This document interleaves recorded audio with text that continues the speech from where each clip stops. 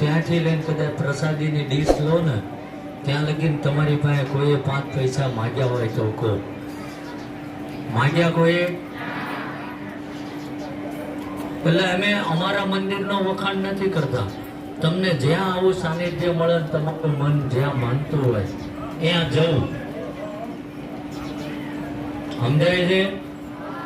પાછળ પુરુષોમાં અવાજ ના આવતો બોલો ને ભલા માણસ, ગામમાં કોકનો વારો ના આવવા દેતો. પણ જે જગ્યાએ ખોટું ચાલે છે, આપણે બધાનો વિરોધ નથી કરતા, પણ ઘણા એવા બનાવ બન્યા છે, લોકોને પૈસા પડાવવામાં આવે છે, ગેરમાર્ગે લઈ જવામાં આવે છે. આવું બધું બને જ છે. જોરાવા તો જાવ જ છો ને આમ તો. પણ મને એટલી ખબર પડે કે આમ તો સાધુ સંત સિવાય ક્યારે કોઈ કોઈની મદદ નથી કરતું હોય. મનુષ્ય માત્ર મોસ્ટ ઓફ જોઈશું સગા સંબંધી મિત્ર ગમે સ્વાર્થ વગરનો કોઈ સંબંધ રાખતું નથી. રાખતું હોય તો કહો. કોઈને કઈ સ્વાર્થ ના હોય, તમારી મદદ કરતો હોય એવા 1000માં 1 માણસ મળે છે. તમને ના નવરાય છો મારી પાસે નથી તો તમને ચા પાણી કરીને ઉપડો ઘરે. આ કે ના તો બોલો. અહીં ગળા અમારા બે જે 7-8 વાગે અમે હુઈ છે. પછી હું સાંભળતો તો બાપુ નતા લગીને હુઈ રહ્યા, પણ બાપુ હુતા હતા તો તેમાં એ નતા હે. એ તો રોજ કરતા હોય ને ખબર પડે. 7 વાગે હુઈ છે, રાતનું માણસો જાય પછી.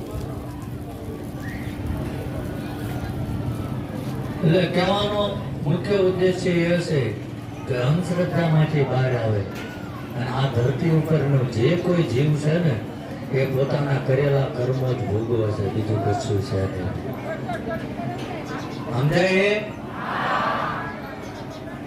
ભાઈ હું માનું છું ભૂત પલિત હશે, મેલી વિદ્યા હશે, કોઈનું કરેલું હશે, પણ ક્યારે આવે કે આપણો આરાધ્ય દેવ, આપણી કુળદેવી, આપણો ભગવાન આપણાથી 4 ડગલા પાછો હટ્યો હોય ને તો કોકનું આવે.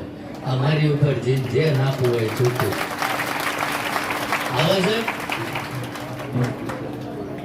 આવે હવે પોતાના કુળદેવી પોતાના ગામના મંદિર ખોદી જ્યાં ના હોય ને આ હડિયું કાઢો તો આને ના ખબર હોય તું ભાઈ કેવો છું,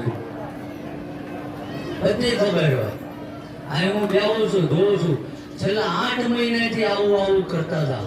આજ આવવાનો મેળ પડ્યો છે, મને બધું દેખાય છે. ઘણા એવા છે ઘણા સમયથી આવું કરતા હતા, જેની પાસે પૈસાની વ્યવસ્થા નથી, આજ કોકની પાસે ઉછીના લઈને કોકની મદદ લઈને આવ્યા છે. મારો પરમાત્મા બધી નોંધ કરે છે, પણ મને મળી લેવાથી, મારી પાસે પૂછી લેવાથી તમારું જતું નહીં. કર્મમાં ભાગ કરાવો હોય ને તો સારા કર્મો કરશો તો પરમાત્મા આપણને આપશે. આપણે 5 દાડા કંઈક મંદિર જવા કે હું ભગવાનને માનું છું તોય દુઃખી છું કેવી છે ને કે અમે આટલી ભક્તિ કરીએ છીએ, અમે કોઈનું ખોટું નથી કર્યું, છતાંય અમારે આ બન્યું. પણ એવું બનતું હોય આગલા જન્મારાનું આપણે કંઈક ભોગવતા હોય, એવું બને ને.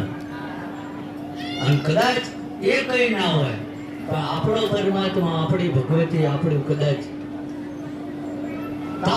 તપ માપતી હોય કે તમને મારી ઉપર કેટલો ભરોસો છે. મેં રાતે સમજાયું હતું, ઘણા આવે ને તો મારા દરવાજા આગળ પગ ઝાલી લે, એવું કે બાપુ અમે તમને બહુ માનીએ છીએ, દાદા ઉપર બહુ શ્રદ્ધા, બહુ વિશ્વાસ છે, એવું કે. તો શ્રદ્ધામાં વિશ્વાસમાં શું ફેર છે મને એ કહો. છે કોઈના પાસે માહિતી છે? એક નાનો એવો દાખલો આપ્યો છે, મારી રીતે બનાવેલો. આ ક્યાંય લખેલું નથી ને કોઈએ મને શીખવાડ્યું નથી, પણ સમજો આ દાદા જેવું મંદિર હતું, જે ભાઈ XYZ ઓનલાઈન છે એટલે કઈ બોલાય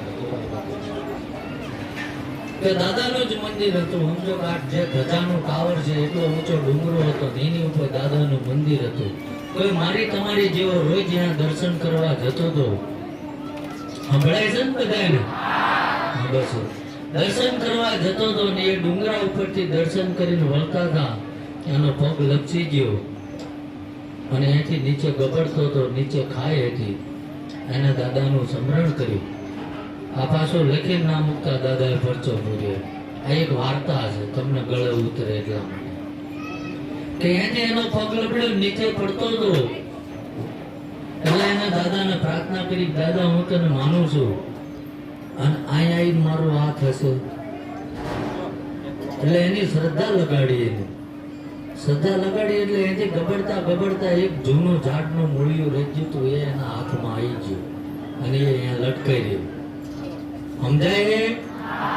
પાછળ ભૂખ લાગી છે? હા કે ના? તો બોલો ભલા મને. અમને શરમ લાગે, અમે કોને જગાડવા બેઠા છીએ? વર્ષોથી હુતા છો.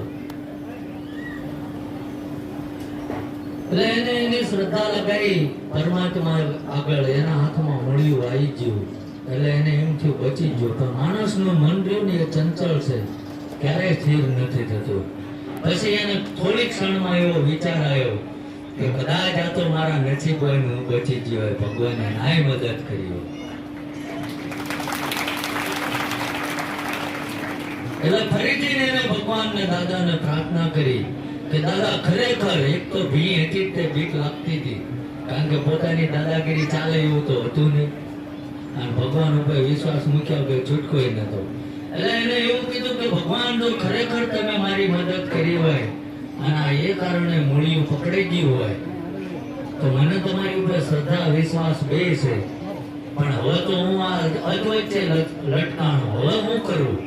હવે તમે મને બચાવવા આવો. એટલે ફરીથી પરમાત્માનો સંદેશ આવ્યો કે જો તને મારી ઉપર વિશ્વાસ હોય તો એ મૂળિયું છૂટું મૂકી દે, તું નીચે પડીશ, હું તને કઈ નહીં થવા દઉં. એટલે શ્રદ્ધાનો વિષય પૂરો થઈ ગયો, વાત આવી વિશ્વાસની.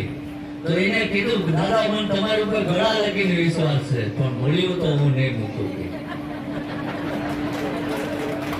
સમજાય કે મૂળિયું મૂકી દો, કદાચ મારી ભ્રમણા હોય ને તમે ના આવ્યા હોય તો મારા નામ રમી જાય. એટલે માણસનો વિશ્વાસ આવો છે, અને હોય છે પણ વિશ્વાસ રહેતો નથી. અને એવું થયું મારા મનની ભ્રમણા હોય અને કદાચ મૂળિયું મૂકી દો ભગવાન ના આવે તો.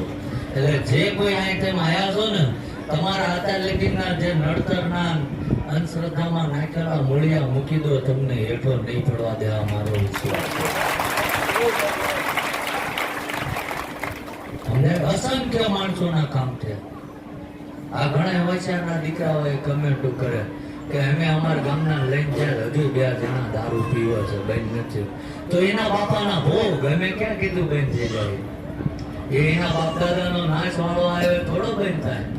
આ તો જેને મનથી રાખી ગયા છે, જેને પોતાના પરિવાર હારે શાંતિથી જીવવું છે. અને આજકાલ અમારા છેલ્લા 9 મહિનાની મહેનતથી 1.25 લાખથી વધુ યુવાનોએ દારૂ કમ્પ્લીટ મૂકી દીધું. હવે બીજું કઈ ના કરીએ કે જેટલું તો કર્યા. તમે હાજર હૃદય ઉપર હાથ મૂકજો કે તમે આ જગતમાં આવીને શું સારું કર્યું. એટલે અમારું જોવા આવવાની જરૂર નથી. અને આ જે કઈ છે ને એ કાના માતર વગરનું છે. અમે કઈ પૈસા કમાવાનો ધંધો નથી કર્યો. અને કદાચ કોઈ 5 જણા હાથ ઊંચા કરીને એવું કહી દે ને કે આ બાપુ તમે જતા રહો, અમે સંભાળશું, તો અત્યારથી જ આવી આપી દેવાની તોય તૈયાર છે. હાલો આ બધું બનાવેલું આપી દેવાનું. કાયમ ખાલી આવે ને એનું કઈ જોવું નથી, એને ખવડાવજો ને સાચવજો. આ બધું અમારું રેડીમેડ મૂકી નીકળી ગયું. બોલો કાલથી છે કોઈ તૈયાર જવાબદારી લેવા? એટલે બધાથી નથી થતું, વાતું થાય. અમારો પરિવાર છે, અમારા બાળ બચ્ચા છે, બધું એક બાજુ મૂકીને તમારી હાથું રાત દાડો જોઈ જાગવી છે. કેમ કે માણસ ભટકાવવામાં આવ્યો છે, ભ્રમિત કર્યો છે, ડરાયો છે. આમ નીકળો તો આમ થઈ ગઈ છે, આ ના આવ્યો તો તમે મરેલા જ હતા, તું મારી નાખી થોડાક જીવતા છીએ. એટલે આમાંથી બહાર કાઢવા માંડે, ગરીબ માણસ છેતરવામાં આવે. અને માને ઘણું છે હું તમારા બધા વચ્ચે બેહું, પણ આ તમે બધા હતા વેકેશનનો ટાઈમ છે એટલે નિરાશ છે. નકર કે કાન માથે હાથ મૂકી દો કીધું ને બહુ ભણતો નથી. મારા માથે હાથ મૂકી, જો એ ભણી જતો હોત તો હું જમવું નપાસ ના હોત. એટલે